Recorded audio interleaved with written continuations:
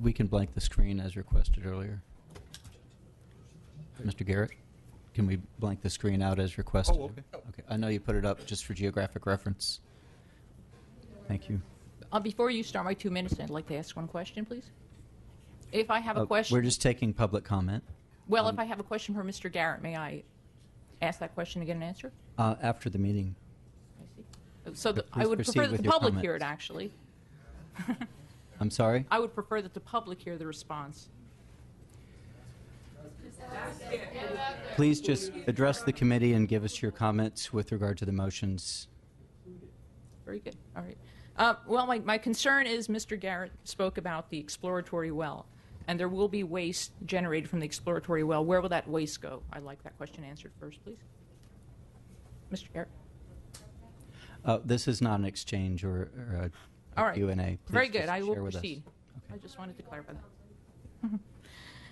All right. Regarding the conditions that were made earlier before the speakers came up to the podium to inform your recommendation, I am concerned that there was discussion about surface impacts, but very little, actually no discussion that I heard of subsurface impacts. And we know that there will be significant subsurface impacts, more so than in a traditional vertical well. And that should be the focus of our concern right here. And so let me quote basically from the Journal of Petroleum Engineering, because these aren't my words. These are industry words. Mr. Micah, you should appreciate this. Acidation of a petroleum well is one of the most important stimulation techniques for enhancing oil production. It is commonly brought about by forcing a solution of 15 to 28% hydrochloric acid into the well through N80 tubing. This is much stronger than acetic acid, which is what vinegar is, Mr. Garrett. To open up near-bore channels in the formation and hence to increase the flow of oil. To reduce the aggressive attack of the acid on tubing and casing materials, N80 steel, inhibitors are added to the acid solution during the acidifying process. However, these inhibitors are effective only at high concentrations, and they are harmful to the environment due to their toxicity. The Journal of Petroleum Engineers recommends that new, non-toxic, and effective organic corrosion inhibitors be found. To date, this has not occurred because this entry was made in the Journal of Petroleum Engineers as late as 2013. Also, with regard to Panther impacts, Thank you for your comment.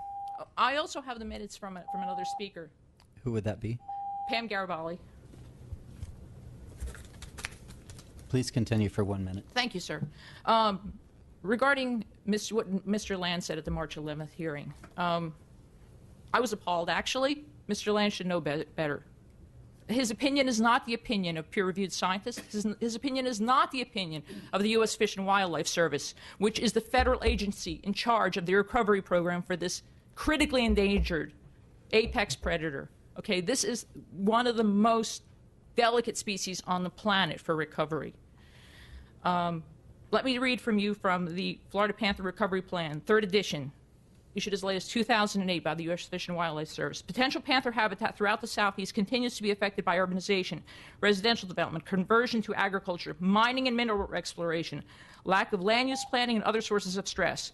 With human population growth and increased human disturbance, the extent of potentially suitable habitat remaining in the Southeast is expected to decrease. Habitat loss, fragmentation, degradation, and disturbance from human activity throughout the Southeast are expected to remain among the greatest threats to introduced panther population. Thank you very much. Noise, light, all these things that affect us affect the most sensitive predator on the planet, sir.